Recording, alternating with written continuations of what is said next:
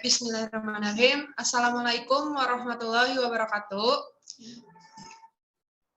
Perkenalkan, kami dari kelompok 8C. Di sini kami akan mempresentasikan bab 7 Pancasila sebagai dasar nilai pengembangan ilmu. Sebelumnya, saya akan memperkenalkan anggotanya, yaitu yang pertama ada Nisrina Maharani dengan NPM 213403024 dan Nurhadabila Besara dengan NPM 213403134 dan dengan saya sendiri Irma Mardiana 213403131 dan yang terakhir Aziz Galih Ramadan dengan NPM 213403117. Untuk selanjutnya kami akan memaparkan materinya. Pembahasan pertama akan disampaikan oleh Nahra Nabila Besara. Kepada Nahra, waktu dan layar untuk mempresentasikan materinya dipersilahkan. Baik, terima kasih. Pancasila sebagai dasar nilai pengembangan ilmu. Hakikat ilmu pengetahuan. 1. Pengertian ilmu pengetahuan. Ilmu berasal dari bahasa Arab yaitu alima yang berarti pengetahuan. Dalam bahasa sains yang berasal dari Latin yaitu syayo atau syayar yang juga berarti pengetahuan. Ilmu mengandung 3 kategori yaitu hipotesis, teori, dan dalil hukum. Pengetahuan yang dimiliki manusia ada 4, yaitu 1. Pengetahuan biasa, yang kedua pengetahuan ilmu, yang ketiga pengetahuan filsafat, dan yang terakhir pengetahuan agama.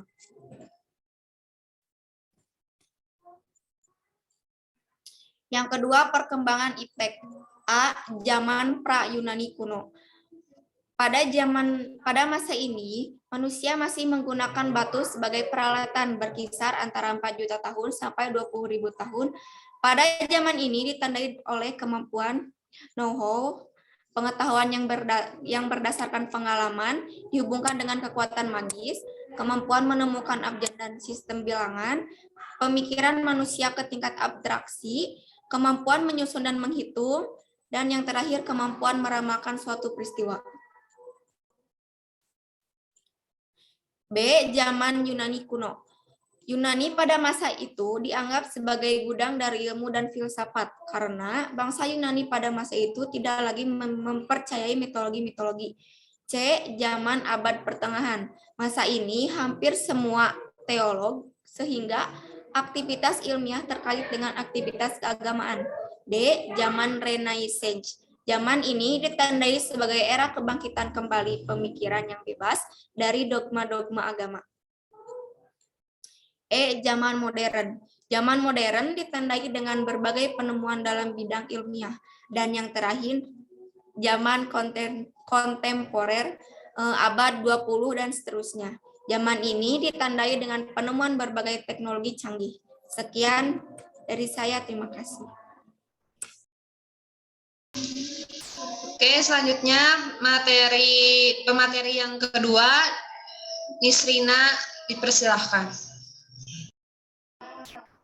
Baik, terima kasih. Di sini saya akan membacakan tentang Pancasila sebagai dasar pengembangan ilmu, pengetahuan, dan teknologi. Iptek sebagai asas pembangunan dan sebagai salah satu bidang pembangunan yang sejajar dengan bidang pembangunan lainnya.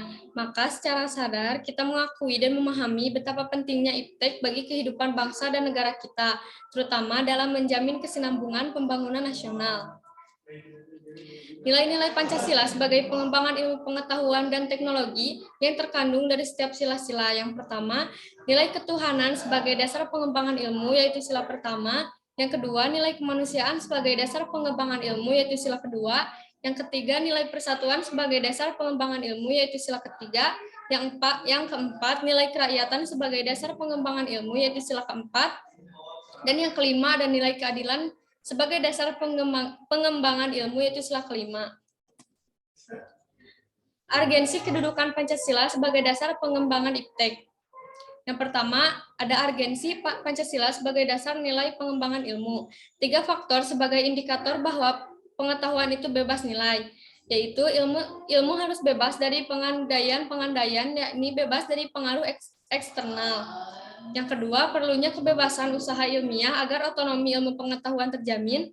Dan yang ketiga ada penelitian ilmiah tidak luput dari pertimbangan etis yang sering dituding penghambat kemajuan ilmu. Terima kasih. Kepada pemateri yang ketiga, Aziz Galih dipersilahkan. Baik, yang kedua, alasan diperlukannya Pancasila sebagai dasar nilai pengembangan ilmu. A.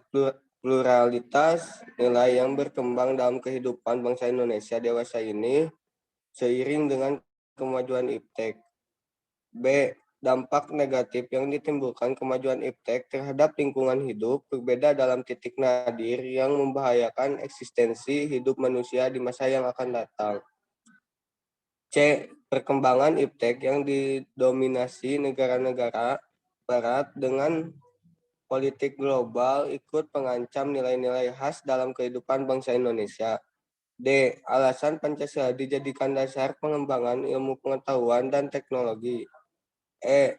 Gaya hidup global menggantikan nilai-nilai kearifan lokal.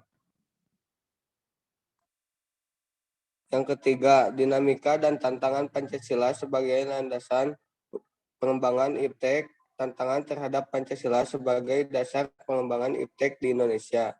A. Kapitalisme. B. Globalisasi. C. Konsumerisme. D. Pragmatisme. Definisi akuntansi berdasarkan perspektif Pancasila. Definisi akuntansi berdasarkan masing-masing sila Pancasila. Yang sila ke-1 yaitu mempertanggungjawabkan aktivitas keuangan kepada Tuhan. Sila kedua yaitu proses memanusiakan manusia melalui suatu aktivitas keuangan. Sila ketiga yaitu proses menciptakan persaudaraan dalam kaitannya dengan kegiatan aktivitas keuangan. Sila keempat yaitu proses mengangkat derajat rakyat dalam segi aktivitas keuangan. Sila kelima yaitu proses menyeimbangkan kebutuhan jasmani dan rohani manusia dalam hal aktivitas keuangan untuk membangun perekonomian berkerakyatan. Sekian, terima kasih.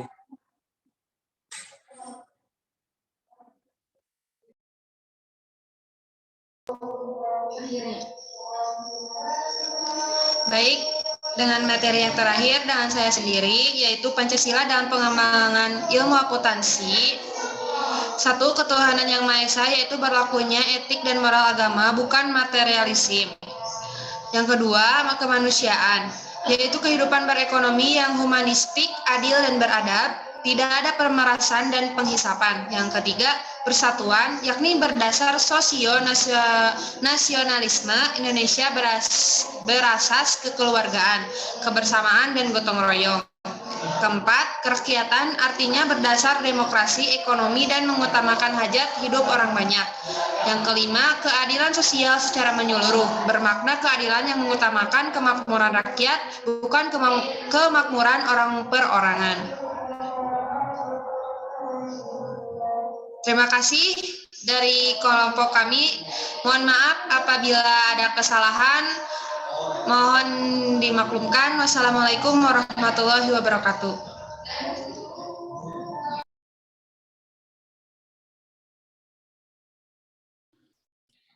Kesan pesan yang dapat kita ambil dalam mempelajari pendidikan Pancasila yaitu kesannya dapat dimengerti dan pesannya semoga dapat memberikan ilmu yang lebih bermanfaat bagi mahasiswa yang lainnya. Terima kasih.